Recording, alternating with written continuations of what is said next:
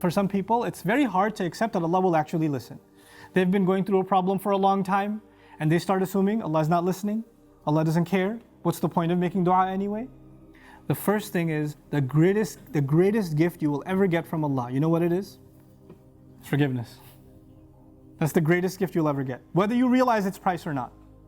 Everything else that Allah says He will give you is an added benefit. Everything else. Now, let me give you an example. I have kids. Let's say one of my kids made me very upset. He did something wrong. I got very angry. You should not have done that. You should not have spoken like that. I can't believe you did that. And I scold him. Now that I scold him, he goes home, he goes back, and he was drawing something for me. He was making me a card, Abba, I love you. And here's a house I drew or something. He drew something beautiful for me.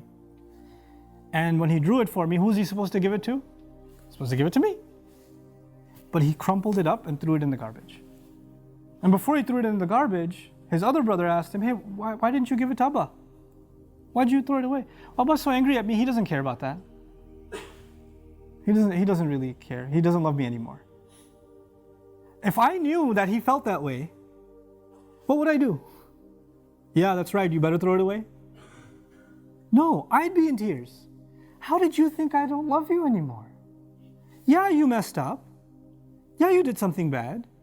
But you're my baby. You can mess up 1,000,000 times, I'll still love you. Even if I'm angry, I still love you. Give me that paper. Why wouldn't I? I'll frame that paper. Forget putting it on the fridge. I'll put it behind the glass. I'll take it out of the garbage. I'll cherish it forever. Why? Because I love my child despite their mistakes. Even when they make me upset. That's just me and my child.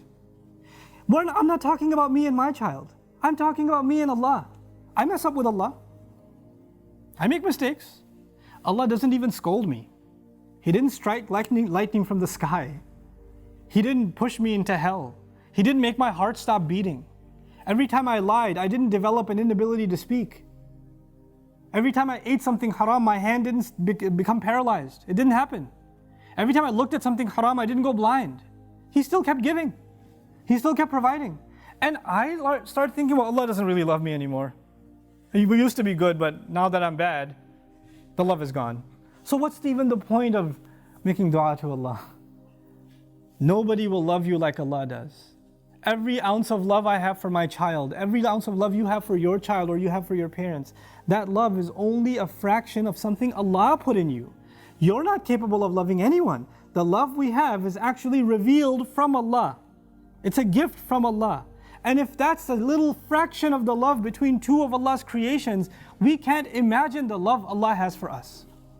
Don't let anybody tell you otherwise. The only one who believes Allah hates him and that's it, their story's over, is shaitan. He believes it. There's no reason for him to ask for forgiveness because he's a lost cause. He's accepted that about himself. If you accept that about yourself, whose footsteps are you following? Think about that. If Adam alayhi salam was in Jannah, you couldn't have a better home than Jannah, and he made a mistake. And Allah Azza wa Jal put him on the earth. If he starts believing, I have been given such a huge demotion, Allah is so upset with me, He brought me all the way to the earth, how can I ever speak to Allah again? After I've disappointed Him so much. One of the first things, Allah taught him what to do. How to fix his heart. رَبَّنَا ظَلَمْنَا أَنفُسَنَا وَإِن لَمْ تَغْفِرْ لَنَا وَتَرْحَمْنَا لَنَكُونَنَّ مِنَ الْخَاسِرِينَ. You could be in a really good place and you fell to a really bad place. Compared to Jannah, dunya is nothing. He went from Jannah to dunya. And as far down as he came, he's still just as close to Allah. Just those words are enough to connect him to Allah. Don't give up on dua.